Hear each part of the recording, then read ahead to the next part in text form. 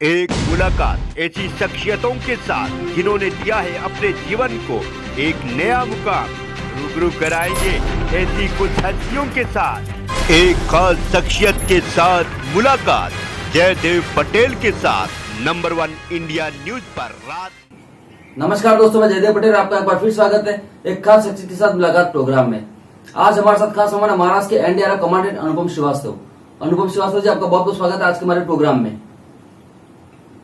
धन्यवाद जयदेव। अनुपम श्रीवास्तव जी, आपसे मेरा पहला सवाल है कि बाढ़ प्रभावित क्षेत्रों की वर्तमान स्थिति क्या है और इस समय एनडीआरएफ की कितनी टीमें काम कर रही है बाढ़ प्रभावित क्षेत्रों में? महाराष्ट्र में जो बाढ़ की स्थिति थी अभी कुछ दिन पहले, उसके मुकाबले आज के डेट में बाढ़ की स्थिति काफी सुधर चुकी है और थोड़ी बहुत जो बाढ़ की स्थिति बनी हुई है वो कोल्हापुर और सांगली डिस्ट्रिक्ट में जो लो लाइंग एरियाज हैं उनमें भी बहुत कम है, लेकिन वहां पर थोड़ा सा पानी का जल भराव यानी कि जल भराव बना हुआ है और वहां पर हमारी टीमें लगी हुई हैं और बाकी सभी डिस्ट्रिक्ट्स में कोई भी जल भराव की स्थिति नहीं है, स्थिति सामान्य होती जा रही है। जहां तक टीमों का प्रश्न है तो हमने इस बाढ़ की आपदा के दौरान 34 टीमें लगाई थी, इसमें से कि 18 टीमें महाराष्ट्र थी और बाकी टीमें बाहर से आई थी। 16 टीमें हमने भुवनेश्वर, बड़ौदा और कलकत्ता से मंगाई थी। तो अभी आज की डेट में मात्र 18 टीमें ही रह गई हैं।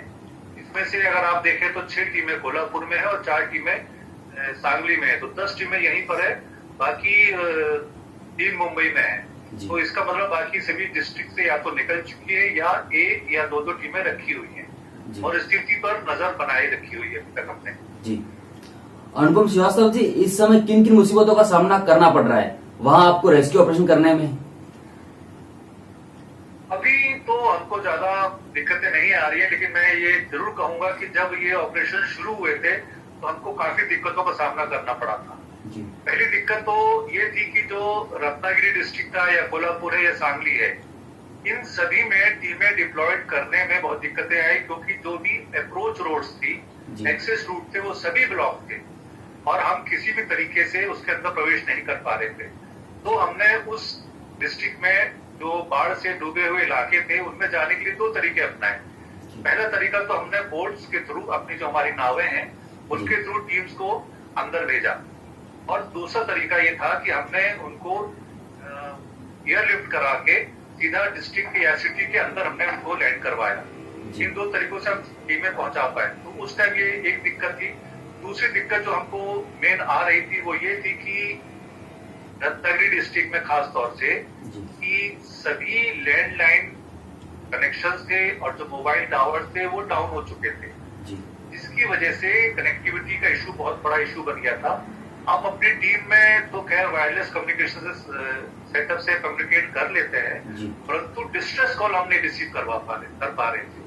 हमको ये नहीं मालूम चल पा रहा था कि कौन कहाँ पर ट्रैक है, कौन कहाँ पर फंसा हुआ है, किसको जरूरत है, किसको मदद की जरूरत है। तो उस वजह से ये हमको दिक्कत आ रही थी। तो हमने लोकल गाइड्स लेके उन इलाकों में हम पहुंचे जहां पर लोग फंसे हुए थे। और इसके अलावा जो तीसरी दिक्कत थी वो ये थी कि लगातार बारिश होने से हमको काम करने में काफी दिक्कतें आ रही थी, वहां पर पहुंचने में, और रास्ते खराब हो गए थे, जल भराव हो गया था, मिट्टी जो थी दलदल का रूप ले चुकी थी। इन सब वजह से बहुत परेशानी आ रही थी। जैसे कि एक इलाका हमारे बेस से 15 किलोमीटर मात्र दूर था, परंतु वहां पर जाने वाला जो एकमात्र पुल था वो ढह चुका था, तो हमको 45 से 50 किलोमीटर घूम के उस इलाके में जाना पड़ा। तो ये सब दिक्कतें हमको पहले आई थी, परंतु आज की तारीख में हमको इस तरह की कोई दिक्कतें नहीं आ रही, स्थिति काफी सामान्य हो चुकी है। जी अनुपम श्रीवास्तव जी, कब तक सभी लोगों को सुरक्षित स्थानों पर पहुंचा दिया जाएगा और अब तक कितने लोगों को रेस्क्यू किया गया, इसका अगर कोई आंकड़ा आपके पास हो जो आप बता सको? अब जहां तक लोगों को इवैक्यूएशन और रेस्क्यू की बात है, तो अभी इवैक्यूएशन और रेस्क्यू का काम तो खत्म हो चुका है। अभी क्योंकि जल भराव इतना नहीं है कि लोग उसमें फंसे हुए हों, लोग आ जा रहे हैं, सड़कें चालू हो गई हैं और जहां पर पानी भरा हुआ है वहां पर भी बहुत थोड़ा सा पानी है, घुटने पानी है, उसके अलावा कहीं पर पानी नहीं है। तो रेस्क्यू वाला या इवैक्यूएशन वाला काम अभी खत्म हो गया है, क्योंकि सभी लोग अपने घरों में लौट चुके, जिनके घर हैं, जिनके घर डूबे हुए थे। परंतु जिनके घर ढह गए हैं, जिनके घर टूट गए हैं, वो सारे लोग शेल्टर होम्स में हैं और वो डिस्ट्रिक्ट एडमिनिस्ट्रेशन की तरफ से शेल्टर होम्स बनाए गए हैं। वहां से एनडीआरएफ ने और स्टेट गवर्नमेंट ने उनको जरूरत का सामान मुहैया कराया गया। हमारी तरफ से भी डिग्निटी किट हुए, ब्लैंकेट्स हुए और प्लास्टिक शीट्स हुई, ये सारी चीजें हमने मुहैया करवा रहे हैं। और उसके साथ ही बहुत सारे एनजीओज हैं, गवर्नमेंट है, वो सब खाना पानी वगैरह सब उनको दे रहे हैं। तो इवैक्यूएशन और रेस्क्यू का काम तो खत्म हो गया है। आज की डेट में सभी लोग या तो अपने घरों में है या शेल्टर होम्स में है। और ये काम खत्म होने की बात है जहां तक, तो काम तो अभी मुझे लगता है कि जो पुनर्वसन का काम है ये थोड़ा लंबा चलेगा, इसमें समय लगेगा। स्टेट गवर्नमेंट और डिस्ट्रिक्ट एडमिनिस्ट्रेशन जो है अपनी तरफ से पूरे प्रयासरत है। हमारी तरफ से भी जो मदद बन सकती है वो हम दे रहे हैं। और मुझे लगता है 1-2 महीने में ये सब चीजें फिर से सेटल हो जाएंगी। अनुभव श्रीवास्तव जी, आपसे मेरा आखिरी सवाल है कि जिन लोगों के घर टूट गए हैं या पानी में बह गए हैं, उनके लिए किस प्रकार की व्यवस्था की जा रही है, और अभी जहां इनके रुकने की व्यवस्था की गई है वो जगह कितनी सुरक्षित है? अगर दोबारा बारिश तेज आती है तो वैसे वो कितने सुरक्षित खुद को महसूस कर सकेंगे? देखिए, इसमें जो शेल्टर होम्स बनाए जाते हैं वो जाहिर तौर पर ऐसे स्थानों पर बनाए जाते हैं जो थोड़े ऊंचे स्थान होते हैं या जहां पर पानी पहुंचने की संभावना बहुत कम हो। अगर कोई ऐसी ही बाढ़ आ जाए जो कोई पहले का अनप्रेसिडेंटेड हो, कहीं बहुत ज्यादा, तो अलग बात है। अदरवाइज नॉर्मल जैसे अभी आई थी या जैसे 2019 में बाढ़ आई थी कोल्हापुर में, उसमें भी जो शेल्टर होम्स बनाए गए थे वो ऊंची स्थान पर थे जहां पर पानी का जल भराव होना असंभव था।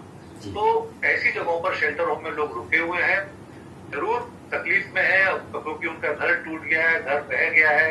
अपने घर में रहना हमेशा आरामदायक रहता है, परंतु ऐसे स्थानों पर हमारी तरफ से और डिस्ट्रिक्ट एडमिनिस्ट्रेशन की तरफ से जो भी सुविधाएं या जो भी मदद की जा सकती है वो हम कर रहे हैं। उनका दर्द का तो खैर हम उतना ज्यादा शेयर नहीं कर सकते क्योंकि किसी का घर बह गया, पूरा घर बर्बाद हो गया, जीवन की कमाई चली गई है, उसमें तो हेल्पलेस है हम लोग। परंतु फिर भी जितनी संभावना हो सकती है हमको मदद करने की उतनी हम कर रहे हैं। और जहां तक उनके पुनर्वसन की बात है तो इसमें स्टेट गवर्नमेंट ने बहुत तेजी से कदम बढ़ाए हैं और उनके पुनर्वसन के लिए घोषणाएं स्टेट सरकार की तरफ से हो चुकी है और शीघ्र ही उस पर काम शुरू होगा। जी, अनुभव श्रीवास्तव जी, आपने समय दिया उसके लिए आपका बहुत बहुत धन्यवाद। धन्यवाद। Thank you.